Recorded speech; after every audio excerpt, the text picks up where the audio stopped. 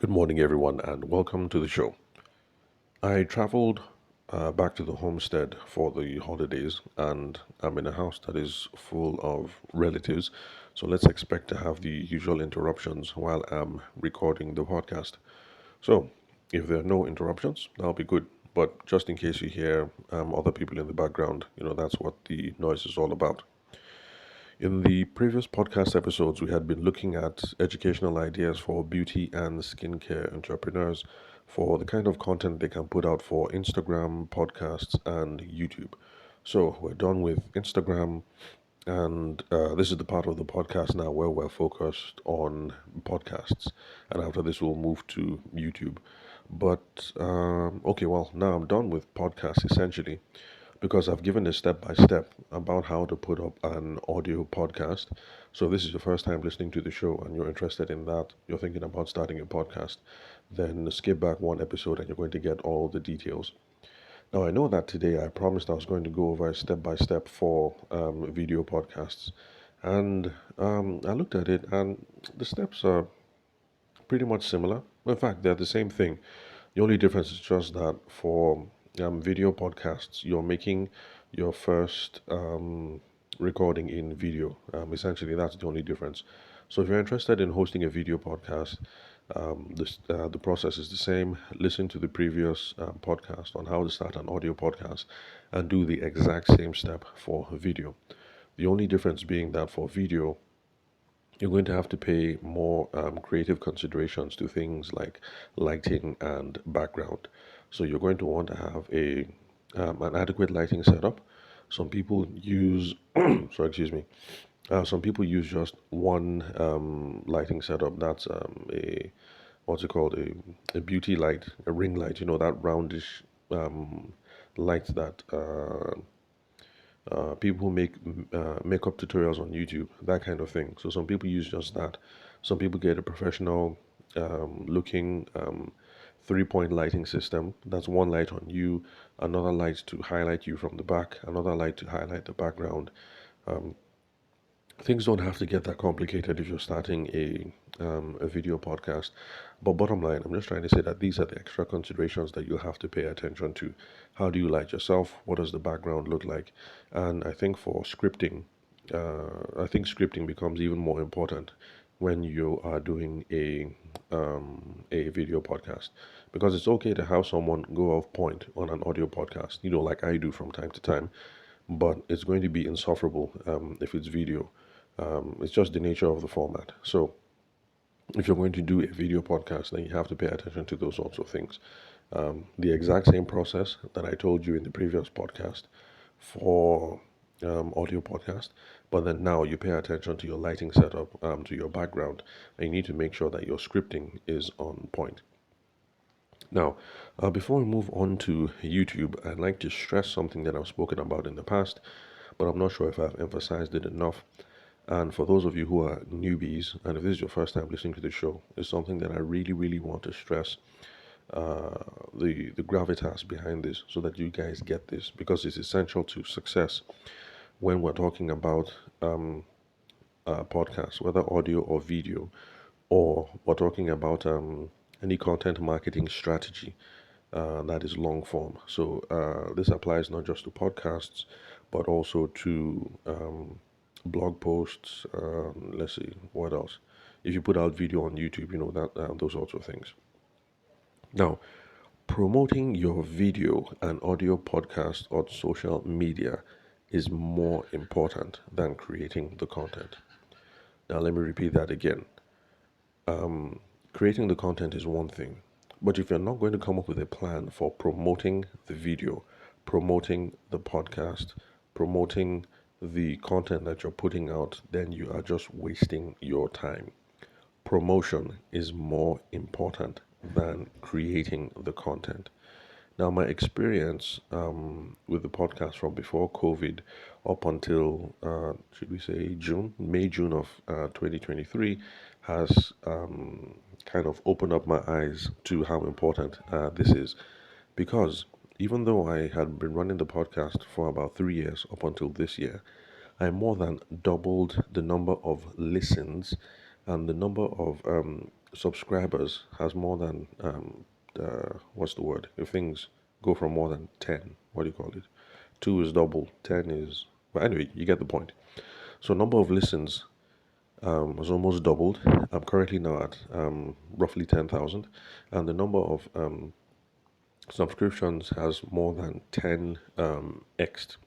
And that is because from year 1 to 3, I was putting out content, but I was not promoting it. And then now, in 2023, from about May, June of 2023, I started promoting my podcast actively on other social media channels, and that was when I experienced the growth. So if you're creating content and you're publishing content, but no one is listening, no one is reading, no one is following, then what is the point? So, promotion, that is what you should be paying attention to. So, make sure that your content is produced to the best of your ability.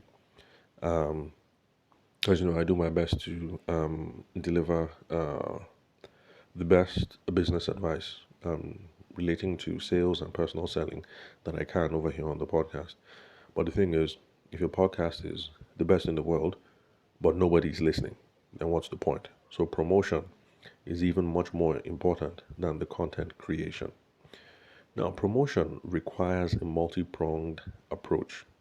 The reason why I'm saying this is because some people think that you make a podcast episode and you tweet about it, and that one tweet is going to make you go viral or whatever.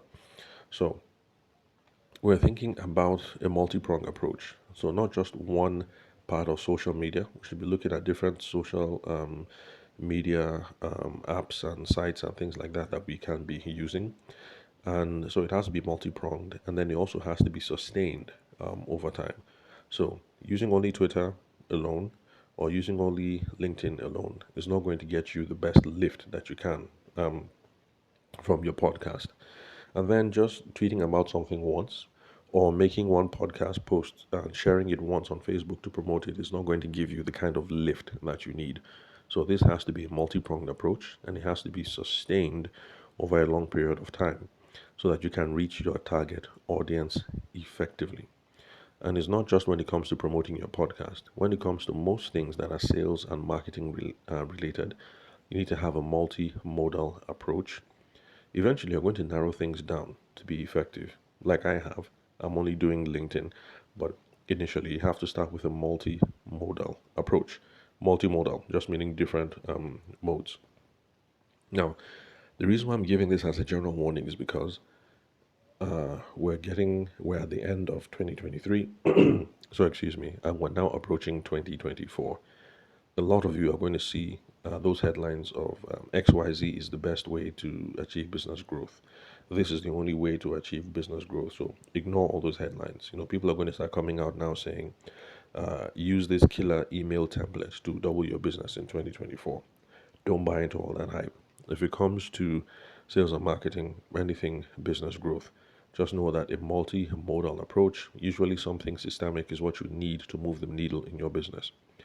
But relating to the content that you're producing on your podcast, so remember, you have to promote using different modes or different media channels available to you, and you have to do it for a sustained period of time. So now let's look at content strategies for, content promotion strategies for audio and video podcasts for the coming year. That's for those of you who decide to join the fray and you decide to set up a podcast. So one of them is to use short form video clips. You can try and get engaging snippets from your video podcast. You think, oh, this is a cool part of the interview or something like that. Get a snippet of that and then share on platforms like TikTok, Instagram Reels, and YouTube Shorts. Those are good ways to promote your content. Then, sorry, excuse me, I still have the cold, and of course, Hamatan in my home state in Benue State is a lot worse than in Abuja. So expect more sniffles on the podcast. Real sorry about that. Okay, so where was I? Okay, so yes, I'm sharing short form video clips on TikTok, Instagram Reels, and YouTube Shorts. That's for those of you who decide to use video podcast. Then you can also use the platform. Sorry, one moment. Okay, so all these platforms, YouTube, TikTok, Instagram Reels, they have editing tools that are embedded in them. So you can use that to edit and give subtitles or add some music for extra punch. And the reason why I recommend using the native platforms, so if you're putting up YouTube Shorts, use the editing features available on YouTube Shorts. If you're putting things up on TikTok, then use the editing features available on TikTok. The reason why I recommend that is because there are some people who argue, who have more knowledge about these things than I do. They argue that if you use the native editing tools, then the algorithms are going to favor you. So if you use the YouTube editing tools to edit your videos from start to finish, then it's arguable that the YouTube algorithm is going to show some more love to your content. Also, if you use the TikTok native features to do the editing, then the TikTok algorithm is going to show some love to your content and promote it far and wide. Now, sorry, excuse me. So now, this is what some of the specialists say. Uh, you know, take this with a pinch of salt here. This is not my specialty, I will admit. So promoting content, that is not my specialty. My specialty is conversion. My focus is when people find you, reach out to you, and engage with you on TikTok, how do you get them to become paying customers? When they find you on YouTube, how do you get them to become paying customers? How do you start those conversations? So that is my own area of specialty. But I've let you guys know that some of the big dogs out there, some of the big boys and the big girls, when it comes to promotion, they say use the native editing tools to edit your content. Now, when you're looking for stuff to put on video, or if you're looking for key snippets and highlights and things like that from your video content to promote on these video platforms, the focus should be on key moments, moments that were funny, or moments that were intriguing, moments where you showed some keen insight for skincare routines, or maybe stuff that your podcast guest might have said about skincare and health and things like that. Remember, we're still talking about ideas for people who are in the beauty and skincare space. Basically, we're looking for those kind of moments that would entice viewers to check out the full episode. So if they see that you said this, um, okay, right now there's some controversy over whether people should be using is it lightening skin, lightening skincare products for their children. You know, there's lots of soaps and things being made with carotene, carrot-based products, pawpaw based products, carrots, pawpaw, what else? Tomatoes, basically stuff with vitamin A. So there's some controversy over whether those things are ideal for use on children. So if you're one of those beauty and skincare entrepreneurs who believe that you can use such products on children, I hope you don't believe so. Well, anyway, let me not delve into the fray. So, if you're one of those people, and let's say you've uncovered research why vitamin A skincare products and carotene and things like that will work wonders for your baby, and you put that up, then that's the kind of key thing that you want to highlight. Although, like I said, I really hope you're not one of those people who believe that we should start. Anyway, let me just move on. So, you can also create audiograms with quotes, key takeaways, interesting moments, stuff like that. This applies to those of us who have audio podcasts. We have no video. So, an audiogram basically is just a still image that has like audio waves and audio graphs running over it. So that when people see it, they know that, okay, this is audio content. But there is like they know that this is not video content. There's some audio in the background, and they might want to what's that thing? The speaker icon at the bottom right. You tap on it so that you can hear the audio. Some people also transcribe the audio at the bottom so that people can read along to the audiogram. Then you can use Headliner, that's an app, or you can use Canva, that's another free app. They have easy tools for creating audiograms and these sorts of things. Now, for those of you who've been listening for a while, you know that I don't like these tools. I don't like Canva. I think it's complicated. But I've met lots of people who swear about how easy this thing is. And I've seen how people can do absolute design magic with Canva. Some people sit down with Canva and in 20 minutes they produce really amazing stuff. And I wonder, like, how did you guys do that? And they say, oh, it's easy. Just do this, do that. But then I open the app and then I see all kinds of templates and fonts and this and that, and for me it's just overwhelming. But you guys, give it a try. Check out Headliner, check out Canva. In fact, Headliner, I don't know anybody who uses Headliner, but Canva, I know lots of people who do Canva and get really brilliant stuff to promote their businesses. And you can also share on platforms like Twitter, Facebook, on LinkedIn, and uh, just in case I haven't emphasized it, let me repeat it again. So, this is a pro tip: do not copy me. Please do not copy me. I've mentioned here the things I use, the things I don't use, why I don't like Canva. I'm only promoting exclusively on LinkedIn, even though I've said you guys should be doing a multimodal approach. So, it's not just LinkedIn, it's LinkedIn, Instagram, Facebook, all these sorts of things. When it comes to promotion of the content, I admit I'm kind of lazy. I am not following best or industry standards for promoting podcast content. So please don't look at me and don't do what I do. Follow the advice that I'm spitting out here for content promotion because I am, how do I put it, deliberately lazy when it comes to promoting the podcast content. It's because I already run a coaching and consulting practice. Plus, I also take photography engagements when they come up, especially corporate photography engagements. So I'm running two full-time businesses, and I don't want to include content creation, or rather content promotion, as another job. Let me put it that way. Anyway, enough with the excuses. But bottom line is, make sure you're following industry standards and best practices for promoting your content. Don't look at me and say, you like what I'm doing, it's working out for me, therefore you copy me. Please don't. You might be limiting your horizons. Then other things that people come up with to promote podcasts, whether audio or video podcasts, is they create teaser trailers, sort of like movie advertisements. And they try to create excitement for upcoming episodes. They come up with short videos, high energy trailers. You can also create audio trailers that showcase your guest appearances or talk about the topic highlights or try and give a sneak peek.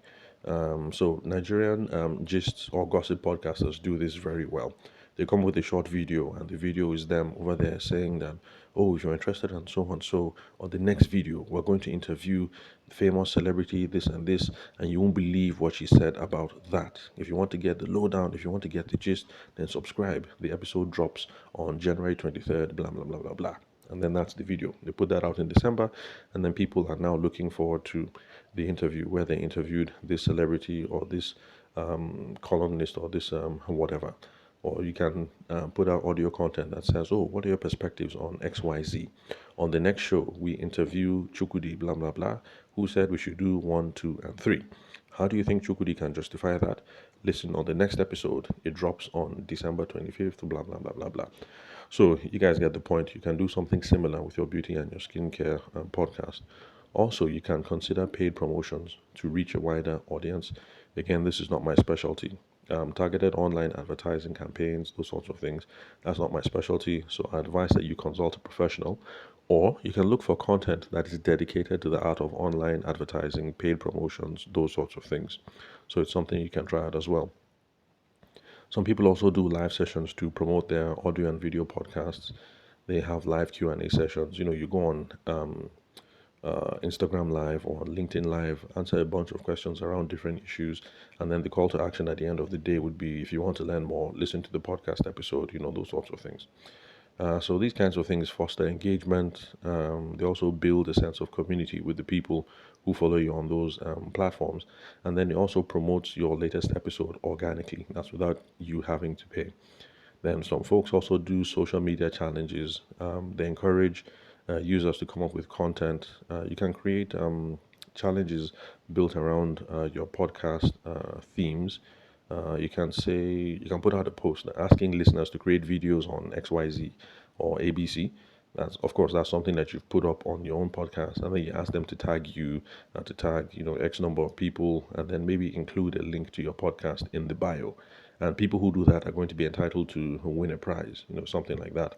So you can offer prizes or shout outs to people, and then these are things that people do that increase visibility and engagement on their social media, and also create engagement around the podcast topics, whether audio or video, that they put out. Now, another thing to pay attention to, which I admit I only started doing recently, is to use relevant hashtags. Now, hashtags are supposed to introduce you to a wider audience because people are searching for hashtag terms, and they should be able to come up with your content should be able to come up in their feed. So this is also something to explore. I admit it's not something I've used in the first 3 to 4 years of the podcast. I've only started doing it recently within the last week. If I notice any effectiveness on promoting my own content, I'll be sure to let you guys know. But it's also considered good practice. Although some of the professionals, social media pros, I'm not a social media pro, so listen to what I say with a pinch of salt. So some of the social media pros point out that if you're going to do the whole hashtag thing, don't use 10 hashtags, 20 hashtags, 30 hashtags. It makes you come across as spammy. Some people say use only 3, some people say use only 5, but I've not heard anybody say you should use more than 10. So just keep that on board. I personally am only using 5 hashtags per post to promote my own posts. Then you can also collaborate with other creators on your niche for cross promotion. Now, this is not a tactic that I have done before, but it's considered industry best practice. So it's something you guys should consider when you start with your own business or audio podcast.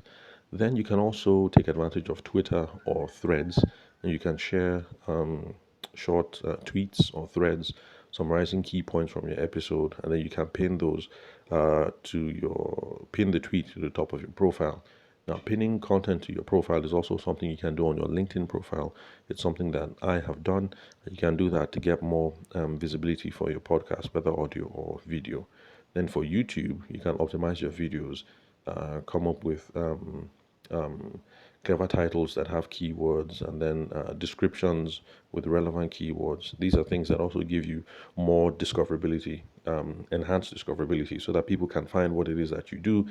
Then you can create screen cards, thumb titles for your videos to promote your audio or your video podcast.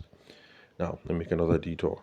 So, with all this extra work involved in promoting podcasts, can you guys see why I shy away from all this extra work? Because really, it's almost a full-time job. Like I said, I'm running 2 businesses. I don't want to make all the hassle of all this extra work, in effect, coming up with the third time job.